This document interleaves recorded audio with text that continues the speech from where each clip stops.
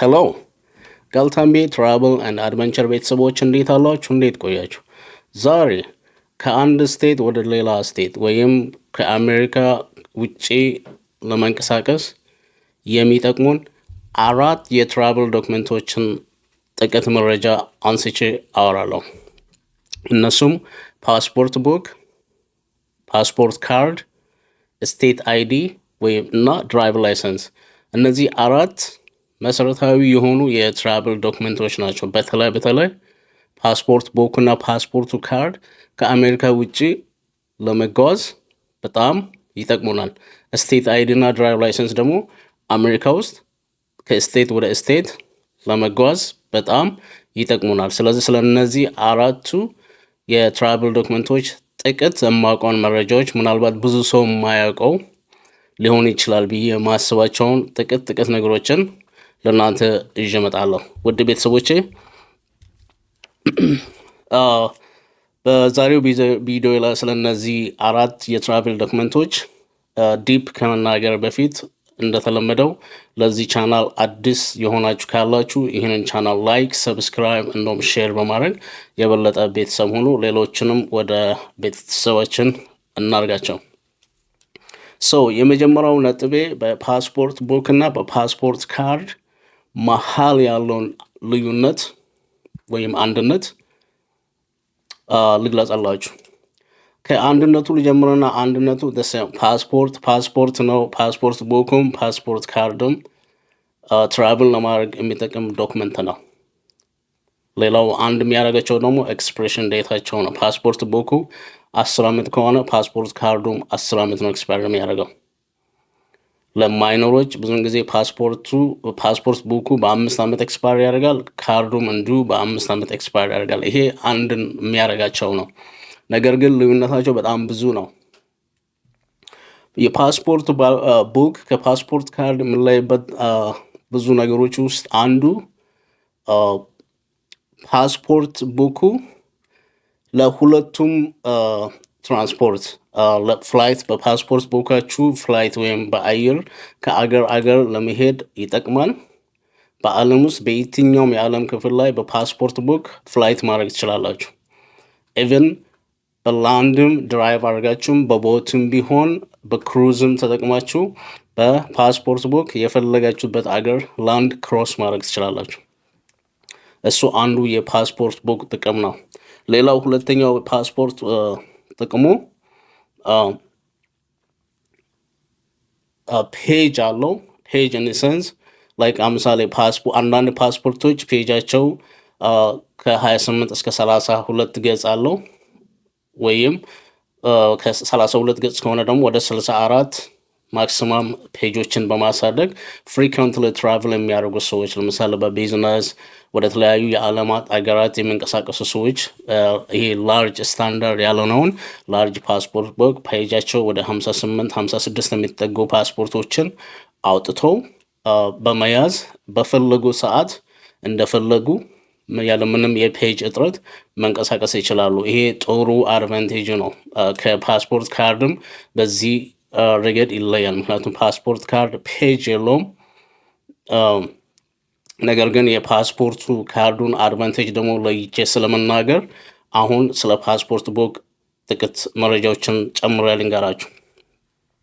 ሌላው የፓስፖርት ቡክ አገልግሎቱ ሊሚትድ አይደለም። ቀደም እንደነገርኳችሁ በመሬትም በአየርም ወደ ፈለጋችሁበት አካባቢ መሄድ ትችላላችሁ። ነገር ግን ምንድነው ሃይቴክ አይደለም። የፓስፖርቱ ብዙ ቴክኖሎጂዎችን በውስጡ የያዘ አይደለም። በዋናነት በፓስፖርት ቡክ ውስጥ ያለው ምናልባት ፉል ኔማችሁን ይይዛል።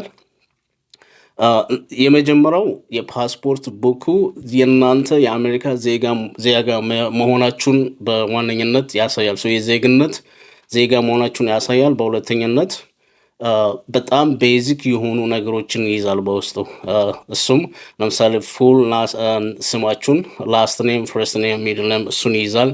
ዴት ኦፍ በርዛችሁን ይይዛል። ጾታችሁን ፊሜል ሜል የሚለውን ይይዛል። ሌላው ኤክስፕሬሽን ዴት አለው እና ምናልባት ሪኒዋል ዴቱም አለው። ይሄ በጣም ቤዚክ የሚባሉ ነገሮችን ብቻ በዋናነት ሁለቱን ዜግነትንና እነዚህን ቤዚክ ማንነትን የሚያሳዩ ነገሮችን ይይዛል ፓስፖርት ቡክ። አሁን ወደ ፓስፖርት ካርድ ስመጣ ፓስፖርት ካርድ ልዩነቱ በጣም ይሰፋል። አንድነታቸው በጣም ጥቂት ነው፣ ነገር ግን ልዩነቱ በጣም ይሰፋል። ይህ ፓስፖርት ካርዱ በጣም ሃይቴክ ነው። በጣም ሃይቴክ ነው ስላችሁ ለምሳሌ የመጀመሪያው ዜጋ መሆናችሁን ልክ እንደ ፓስፖርቱ ያም ፓስፖርት ስለሆነ የመጀመሪያው እንትኑ ኳሊቱ ዜጋ መሆናችሁን ራይዳዊ አይዱን እስካን ሳያደርጉ ያውቁታል። ዜጋ ስለሆናችሁም ነው ያንን የፓስፖርት ካርዱን የያዛችሁት። ስለ የመጀመሪያው ዜጋ መሆናችሁን ይነግራችኋል። ሁለተኛው ፓስፖርት ካርዷን እስካን ሳያደርጉት ውስጣችሁ በውስጡ የእጅ አሻራ የጣታችሁ አሻራ ይኖራል። እሱን ሁሉ ይዟል። እንደገና የፌስ ሪኮግኒሽን ለምሳሌ አንድ ሰው ልክ ያንን ፓስፖርት ካርዱ እስካን ሲደረግ የአንድን ሰው የፌስ ሪኮግኒሽን ለምሳሌ አንድ ሰው ከዚህ እስከዚህ ድረስ እና ከዚህ እስከዚህ ድረስ ያለችው እቺ ሼፓ ማን ምን እንደሆነ ቢያንስ እያንዳንዱ ሰው ተለክቶ በዛ በካርዱ ላይ ሰፍሮ ይገኛል። እንዴት ተለካ? ምናልባት ያንን መረጃ የሚያገኙት ቀጥታ እናንተ የፓስፖርት ፎቶ ተነስታችሁ በምትልኩት ፎቶ ስካን ሲደረግ የእናንተን ፌት ዲቴክት አድርጎ ያንን ነው ቀጥታ ትራንስፈር የሚያደርጉት በሃይቴክ ወደ ፓስፖርት ካርዳችሁ ላይ ማለት ነው። በዛ መሰረት አንድ ሰው ካርዱን የያዘ ሰው ሁለመናው ለምሳሌ ፊቱ ከዚህ እስከዚህ ከዚህ ሳይድ እዚህ ድረስ ያለው በሙሉ ይታወቃል ማለት ነው። ሌላው ከእጅ አሻራ ከፊታችሁ ሪኮግኒሽን ሌላ የፓስፖርት ካርዱ እስካን ሲደረግ የድራይቨር ላይሰንሳችሁን ዳይሬክት ያወጣል። የፓስፖርት ቡኩ ላይ ግን ድራይቨር ላይሰንሳቸውን አያገኙም።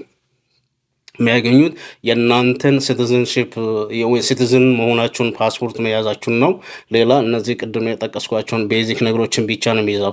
ይሄኛው ሃይቴክ ነው ያልኳቸውና በጣም ትልቅ ልዩነት ከፓስፖርት ቡክ የተለየ ነው ያልኩበት እነዚህን በጣም ዩኒክ የሆነ ፊቸሮችን ይዟል ማለት ነው። የፌስ ሪኮግኒሽን የአሻራ ሁለተኛ ስካን ሲደረግ ሶስተኛ ላይ ስካን ሲደረግ የድራይቨር ላይሰንስ ቁጥራችሁን ስክሪኑ ላይ ያወጣል። ሌላው በአራተኛ ደግሞ አሁንም ፓስፖርት ካርዳችሁ እስካን ሲደረግ የሶሻል ሴኩሪቲ ነምበራችሁን ጭምር ያሳያችኋል እነሱ በስክሪን ላይ ማለት ነው። የአንተ ማንነት አይደንቲቲ ጠቅላላ በካርዱ ላይ ተቀምጧል ማለት ነው። ፓስፖርት ቡኩ ላይ ግን የለም። ሌላው ኢቭን እንኳን የአይናችን የከንፈራችን እያንዳንዱ ነገር በመጀር ተቀምጧል። ለምሳሌ ከንፈራችን ከዚህ እስከዚህ ድረስ ያለው ስፋት፣ የአይናችን ደግሞ ከዚህ እስከዚህ ድረስ ያለችው ስፋት እያንዳንዱ ተለክቶ ኦልሬዲ ሲስተም ውስጥ ሬጅስተር ሆኗል ማለት ነው። አሁን አንድ ሰው እኔ ማን እንደሆንኩ ማወቅ ሲፈልጉ ቀጥታ ፓስፖርት ካርዱ ላይ ስካን ያደርጋሉ፣ ማንነቴን ጠቅላላ ከዛ ላይ ያያሉ ማለት ነው። ይሄ በጣም ሃይቴክ ነው። ነገር ግን ሊሚት አለው። እንደ ፓስፖርት በአየርም በምድርም መሄድ አይቻልም በዚህ በፓስፖርት ካርዱ ማለት ነው። ትልቁ ደግሞ ዲስአድቫንቴጅ ነው። በፓስፖርት ካርድ አሜሪካ ውስጥ እናንተ በፈለጋችሁት ፍላይት በአየር ማድረግ ትችላላችሁ። ነገር ግን ከአሜሪካ ውጭ ለምሳሌ አፍሪካ፣ ኢትዮጵያ፣ ኤርትራ ወይም የሆነ አውሮፓ፣ ኤዥያ በፓስፖርት ካርድ መሄድ ብትፈልጉ ፍላይት ማድረግ አትችሉም ማለት ነው። ኦንሊ ቲንግ የምታደርጉት በላንድ ነው። በላንድም ሆኖ ኢቨን በጣም ውስን ነገሮች ናቸው። ለምሳሌ በፓስፖርት ካርዳችሁ ካናዳ መሄድ ትችላላችሁ፣ ሜክሲኮ መሄድ ትችላላችሁ፣ በርሙዳ ትራያንግል መሄድ ትችላላችሁ። እነዚህ ትንንሽ ሃይላንድ የሆኑ ሀገሮች ላይክ ማይክሮኔዥያ የመሳሰሉ እነዚህ አሉ። እነዛን አሁን ላይ በፓስፖርት ካርድ መሄድ ላንድ ወይም ድራይቭ አድርጋችሁ መሄድ ትችላላችሁ።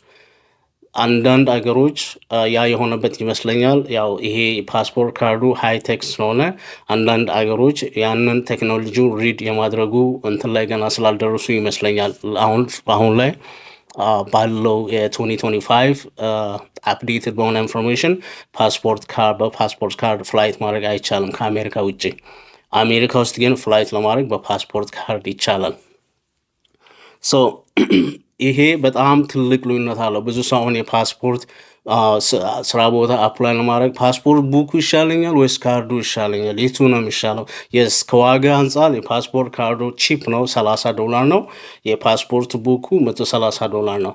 አንድ ሰው ኮስት ኢፌክት ለማድረግ ማለት የሆነ ሚኒማይዝ ለማድረግ ፓስፖርት ካርዱን አውጥቶ አሜሪካ ውስጥ በፓስፖርት ካርድ ትራቭል ማድረግ ይችላል፣ ፍላይት ማለት ነው። ነገር ግን ኢትዮጵያ መሄድ ወይም ሌላ ከአሜሪካ ውጭ የሚሄድ እቅድ ካለው ግን በመጀመሪያ ማስቀደም ያለበት ፓስፖርት ቡክን ማግኘት ነው። ፓስፖርት ካርዱ እዛ አይሰራም። ኦኬ ሶ ይህ ብዙ ሰው ብዙም ልዩነቱን ስለማያውቁንና የፓስፖርት ቡክና የፓስፖርት ካርድ ልዩነቱ ይሄን ይመስላል። ሁለቱም በጣም ወሳኝ፣ በተለይ ፓስፖርት ካርዱ አሜሪካ ውስጥ እንደፈለግን ከስቴት ስቴት በፍላይት ለመሄድ በጣም ይጠቅመናል። አያያዝን በጣም ቀላል ነው። እንደ ድራይቨር ላይሰንስ በኪሳችን የሚንዘው ነገር ነው። ፓስፖርት ቡኩ ደግሞ አሜሪካ ውስጥም በላንድም በፍላይትም ለማድረግ በጣም አሪፍ፣ የበለጠ ደግሞ ከአሜሪካ ውጭ ኢንተርናሽናል ትራቭል ለማድረግ ፓስፖርት ቡኩ ደግሞ በአንደኝነት የተቀመጠ ነው። ሰው ሁለቱም በጣም የሚያስፈልጉን ትራቭል ዶክመንቶች ናቸው። ውድ ቤተሰቦች ሌሎች ሁለቱ ደግሞ ስቴት አይድና ድራይቨር ላይሰንስ እንደዚሁ ከፓስፖርት ያላነሰ አገልግሎት የሚሰጡ ነገር ግን ብዙውን ጊዜ አንደርስታንድ የማናደርጋቸው በጣም ጥቂት ፊቸሮች አሉ እዛው ራሱ በእነዚህ በስቴት አይድ እና በድራይቨር ላይሰንስ። እነሱን ደግሞ ቀጥሎ እንመልከት።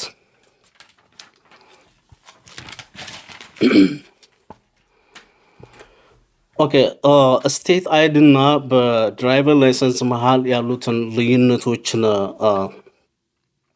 ትንሽ ገለጻ ላድርግላችሁ። ብዙ ሰው ይህን ያስተውል አያስተውል አላውቅም። ነገር ግን ፓስፖርት የሚባል ነገር ከሌለን በስቴት አይዲ ወይም ድራይቨርስ ላይሰንስ ብቻ አሜሪካ ውስጥ ከስቴት ወደ ስቴት ፍላይት ማናረግበት አጋጣሚዎች አሉ።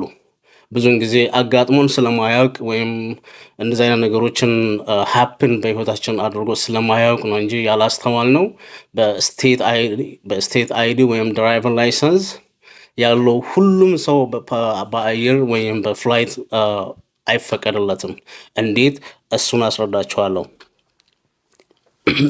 ስቴት አይዲ ቨርሰስ ድራይቨር ላይሰንስ ጎን ለጎን ስናይ ስቴት አይዲ ማኑሊ የሚሰራው በዋናነት እዛው ለስቴት ውስጥ ነው። ለምሳሌ የካሊፎርኒያ ስቴት ድራይቨር ላይሰንስ በመጀመሪያ አገልግሎቱ ለካሊፎርኒያ ብቻ ነው። ምናልባት አንዳንድ እንትኖቹ ከካሊፎርኒያ ውጭ ሲሄድ ማይሰራበት ሁኔታ ሊኖር ይችላል ማለት ነው። በተለይ ደግሞ ስታር ማርክ ከሌለው አንዳንድ ስቴቶች በስቴት አይዳቸው ላይ ስታር ማርክ ስለማይከቱ ያ ደግሞ በጣም ሊሚት ያደርጋል። ስለ ስታር ማርክ ወደ ድራይቨር ላይሰንስ ሲሄድ ነግራቸዋለሁ ምን ማለት እንደሆነ። ለምሳሌ እናንተ በስቴት አይዲ ከአንድ ስቴት ወደ አንድ ስቴት በመዘዋወር ወይም ድራይቭ አድርጋችሁ በመሄድ የምትፈልጉትን አንዳንድ ጥቂት ጥቅሞችን ወይም እንደ ዜጋ ማግኘት ያለባችሁን ነገር ከአንዱ ስቴት ወደ ሌላው ስቴት በመሄድ ማግኘት ትችላላችሁ በስቴት አይዲ። ነገር ግን ፍላይት በስቴት አይዲ ለምሳሌ አንድ ሰው ከካሊፎርኒያ ወደ ቴክሳስ ወይም ቬጋስ የሆነ ስቴት መሄድ ሲፈልግ በስቴት አይዲ ፍላይት መውሰድ አይችልም ይሆናል። ምክንያቱም እያንዳንዱ ስቴት የራሱ የሆነ ህግ አለው። አንድ ስቴት አይዲ ላይ ይሄ ስታር ማርክ ከሌለው አንድ ሰው ፍላይት ላይ ወስድ ይችላል። ብዙ ስቴቶች አሉ ይሄንን የማይፈቅዱ። ኦኬ ሌላው ስቴት አይዲ ፌደራል አይዲ አይደለም። ፌደራል አይዲ አይደለም። ስቴት አይዲ የስቴቱ አይዲ ነው፣ ፌደራል አይዲ አይደለም። ስለዚህ በ50ዎቹ የፌደራል ስቴቶች ውስጥ አንተ በፌደራል አይዲ ልትንቀሳቀስ ትችላለህ። ነገር ግን በስቴት አይዲ ሁሉ ስቴት ላይ ፍላይት አድርገህ ምናልባት ድራይቭ አድርገህ ልታልፍ ትችላለህ ቦርደሩ። ነገር ግን ፍላይት አድርገህ ማትገባበት አጋጣሚዎች አሉ። ሌላው ስቴት አይዲ በጣም ሊሚት ነው። እንደነገርኳችሁ ሰርቪሱ በጣም ሊሚት ነው። እሱም አብዛኛውን ጊዜ ሰርቪስ የምታገኘው ወይም ፉሊ ሰርቭድ የምትደረገው በስቴት አይዲ ስቴት አይዲውን ካወጣበት ስቴት ብቻ ያሉትን ጥቅሞቹ ፉሊ የምታገኘው ለምሳሌ ከአንዱ ስቴት ወይም ከአንተ ስቴት አንተ አይዱን ካወጣህበት ስቴት ሌላ ስቴት ሄደ ምናልባት የዛን ስቴት አዲስ የስቴት አይዲ ካላወጣህ ምናልባት የምታገኘው ሰርቪስ እንደ ዜጋ በጣም ሌስ ነው የሚሆነው ማለት ነው። ሶ የግድ ወይ የፌደራል አይዲ መያዝ አለብህ ወይም ስቴት አይዲ ምናልባት ሙሉ በሙሉ ሰርቪስ የምታገኝበት ስቴት መገኘት አለብህ ማለት ነው። ሶ ይህን በአጠቃላይ ስቴት አይዲ የፌደራል አይዲ አይደለም። ሶ አንዳንድ ቦታ ላይ ፍላይት አታደርግም። ምናልባት በድራይቭ ብቻ ነው የምትንቀሳቀሰው ማለት ነው፣ ወይም በላንድ ብቻ ነው የምትንቀሳቀሰው which is exactly the same as a passport card ማለት ነው። ይህ የስቴት አይዲ መገለጫ ነው። በቀጥታ ወደ ድራይቨር ላይሰንስ ልውሰዳችሁ። ድራይቨር ላይሰንስ ማለት የፌደራል አይዲ ማለት ነው። ኦኬ ኢቭን ስቴት አይዲ ያላችሁ ሰዎች ስቴት አይዲያችሁን አውጡና የመጀመሪያ አካባቢ ላይ ስማችሁ አካባቢ ላይ እዩት። this is not federal ID ምናምን የሚል ጽሁፍ ልታገኙ ትችላላችሁ። ስቴት አይዲ ያወጣችሁ ሰዎች ካላችሁ ያንን እዩት። አሁን ወደ ድራይቨር ላይሰንስ ወስዳችሁ ደግሞ ድራይቨር ላይሰንስ የፌደራል አይዲ ነው። በፌደራል ህገ መንግስት ስር የሚተዳደሩ ማንኛውም ስቴት ላይ በላንድም ትራቭል ማድረግ ትችላለህ፣ ፍላይትም ማድረግ ትችላለህ። ነገር ግን ፍላይት ስታደረግ ሁሉ ስቴቶች ደግሞ ኢቨን እንኳን የፌደራል አይዲ ይዘህም ፍላይት ማታረግባቸው ቀደም እንደነገርኳችሁ ስታር ማርክ የሚባል ነገር አለ። ሶ አሁን እዚህ ጋር ስለ ስታር ማርክ ስገልጽላችሁ ውድ ቤተሰቦቼ ስታር ማርክ ማለት በድራይቭ ላይሰንሳችሁን አውጡና በቀኝ በኩል ጥጓ ላይ የሆነች ቢጫ ሰርክል አለች። ስቴት ድራይቨር ላይሰንሳችሁ ላይ ቢጫዋ ሰርክል ውስጥ ስታር ወይም ኮከብ ምልክት ካያችሁ ያ ስታር ማርክ ነው የሚባለው። ያ ስታር ማርክ ያለው ሰው ብቻ ነው በፍላይት መውሰድ የሚችለው ማለት ነው። እናንተ የያዛችሁ ድራይቨር ላይሰንሳችሁ ላይ ያ የየለው ኪብ ውስጥ ያቺ ስታር ማርክ ከሌለች እናንተ አንዳንድ ስታር ማርክ የሌላቸውን አይዶች ወደማይቀበሉ ስቴቶች በአውሮፕላን መሄድ አትችሉም ማለት ነው። ይህንን እናንተ ላታውቁ ትችላላችሁ። ነገር ግን ኤርፖርት ላይ በዛ ስራ ላይ የተሰማሩ ሰዎች ሊያስቆሟችሁ ይችሉና ይሄ አይዲ ተቀባይነት የለውም ወይ ፓስፖርት ካለ ፓስፖርት አምጣ ሴኩሪቲ ቼክ ልትደረግ ትችላላችሁ ማለት ነው። ኦኬ ስለ ስታር ማርክ አይዲ ድራይቨር ላይሰንስ ካላችሁ አውጡና በቀኝ በኩል ላይ ኮርነራ ላይ ያለችውን የለው ስቲከር ላይ ያለውን ስታር ተመልከቱ።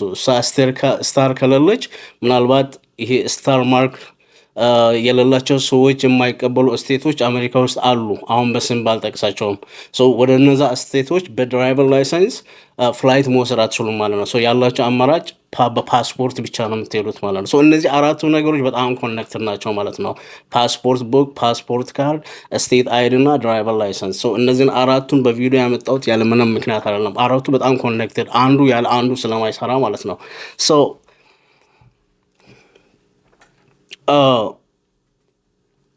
ብዙውን ጊዜ ብዙ ሰው እኔን ጨምሮ እኔ በዚህ ስራ ላይ ስለ ፓስፖርት ስራ ምናልባት ከጀመርኩ በኋላ ነው እንደዚህ አይነት ነገሮችን ዲፕሊ ማየትም መመርመርም ማወቅም የጀመርኩት።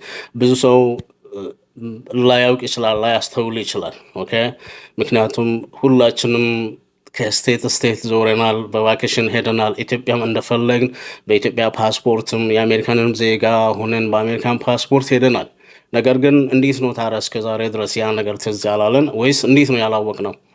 ኦኬ አንድ ሰው ከእናንተ መሀል እኔ እስካሁን ከስቴት በድራይቨር ላይሰንስ ሄጃለሁ ወይም የሆነ ብሎ ሊያስብ ይችላል። ስለዚህ እንዲህ ብሎ ለሚያስብ this video it doesn't make sense፣ ግን I make it sense ማድረግ እችላለሁ። አሁን ምናልባት እናንተ እስከ ዛሬ የሄዳችሁበት እና ይሄ ነገር ለእናንተ ግልጽ ሆኖ ወይም ያልታወቀው ወይም ይሄ ስለ ስታር ማርክስ እስከዛሬ ድረስ ኦኬ ብላችሁ ያላያችሁበትን 3 ምክንያቶችን እኔ ልንገራችሁ በእኔ ግምት ማለት ነው። ለምሳሌ አንደኛው ወይ ያለ ስታር ማርክ ማንኛውንም ድራይቭ ላይሰንስ ያላቸው ሰዎች በፍላይት ኢንትሪ የሚያደርጉ ስቴቶች አሉ። ምናልባት እናንተ በህይወት ዘመናችሁ እነዛ ያለ ስታር ማርክስ የሚቀበሉ ስቴቶች ላይ በድራይቭ ላይሰንስ ትራቭል አድርጋችሁ ሊሆን ይችላል። ወደኋላ ቆም ብላችሁ አስታውሱ። ወይም ሁለተኛ ሪዝን ደግሞ ምናልባት እስከ ዛሬ ወደ ተለያዩ ስቴቶች በቫኬሽን በምንም ሄዳችሁ ከሆነ ምናልባትም የሄዳችሁ በድራይቨር ላይሰንስ አሳይታችሁ ሳይሆን ወይ ፓስፖርት ኖራችሁ ፓስፖርት አሳይታችሁ ነው። ስለዚህ ፓስፖርት ደግሞ ስታር ማርክስ አይፈልግም። ኤኒታይም ፓስፖርታችሁን አሳይታችሁ ማለፍ ትችላላችሁ ማለት ነው። እነዚህ ሁለቱ ምናልባት እንደ ምክንያት እስከዛሬ እቺ ስለ ስታር ማርክስ ወይም በድራይቨር ላይሰንስ ፍላይት መውሰድ አለመውሰዳችሁን ያላወቃችሁበት ወይም ያልተገናዘባችሁበት ይቅርታ መንስኤዎች ሊሆኑ ይችላሉ። በሶስተኛው ምናልባት እናንተ እስከ ዛሬ ድረስ ወይ አብዛኛው ሰው ፍላይት ወስዶ ላይ ምክንያቱም አንዳንድ በጣም በቅርብ ርቀት ላይ ያሉ ስቴቶች ላይ በመኪና ድራይቭ አድርገን ነው የምንሄደው። ድራይቨር ላይሰንስ ፍላይትም ታደርግበታለህ ልክ እንደ ፓስፖርት፣ እንደገና በላንድም ትራቭል ታደርግበታለህ እንደ ግሪን ካርድ እንደ ፓስፖርት ካርድ ማለት ነው። ምናልባት እስካሁን ድረስ ፍላይት አላረጋችሁ ይሆናል። ነገር ግን በመኪና ድራይቭ አድርጋችሁ ከስቴት ስቴት ለቫኬሽን ሄዳችሁ ሊሆን ይችላል። ያን ስታር ማርክስ ኖራችሁ አልኖራችሁ አትጠየቁም። ይሄ ስታር ማርክስ ከዚህ በኋላ ምናልባት ባላችሁ የስቴት ድራይቨር ላይሰንስ ስቴት አይዲ ላይም ይኖር አይኖር እርግጠኛ አይደለሁም። ነገር ግን ይሄ ስታር ማርክ ያለው ድራይቨር ላይሰንስ በቀኙ በኩል እንደነገርካችሁ እዛ ላይ ቼክ አድርጉ። እሱ ከሌላችሁ ያንን ስታር ማርክ የሌለውን ድራይቨር ላይሰንስ የማይቀበሉ ስቴቶች ላይ በፍላይት መውሰድ አትችሉም ማለት ነው። ነገር ግን በፓስፖርት ካርድ ወይም በፓስፖርት ቡክ ወደ እነዛ ስቴቶች መሄድ ትችላላችሁ። ውድ ቤተሰቦቼ ምናልባት በዚህ በስታር ማርክ ወይም ስለ ስቴት አይዲ እና ስለ ድራይቨር ላይሰንስ የበለጠ ማወቅ ልዩነቱን የበለጠ ማወቅ የሚፈልግ ሰው ፕላስ ደግሞ ስለ ፓስፖርትና ቡክና ስለ ፓስፖርት ካርድ አሁንም ልዩነቱን የበለጠ ማወቅ የሚፈልግ ሰው ካለ በውስጥ መስመር ወይም በኮመንት ላይ ጥያቄውን ማቅረብ ይችላል። እኔ መልስ ይዤ እመጣለሁ። ስለዚህ ይህንን የዛሬውን ቪዲዮ በዚህ ልቋጭ። ውድ ቤተሰቦቼ ይህ ትንሽ አስተማሪ መስሎ ከተሰማችሁ የሆነ ሂንት ከሰጣችሁ ይህንን ቪዲዮ ላይክ፣ ሼር እንደውም ሰብስክራይብ ሳታረጉ እንዳታልፉ ፕሊዝ። እናንተም ለሌሎች ወንድምና እህቶቻችን እንደዚህ አይነት መረጃዎችን በተለይ ስለ ፓስፖርት እንዲያውቁ ለነሱም ይህን መረጃ አካፍሏቸው። የበለጠ ይህንን ቻናል አብረን እንድናሳድገው ላለው በሚቀጥለው ቪዲዮ በሰላም እስክንገናኝ ድረስ ቸር ሁኑ።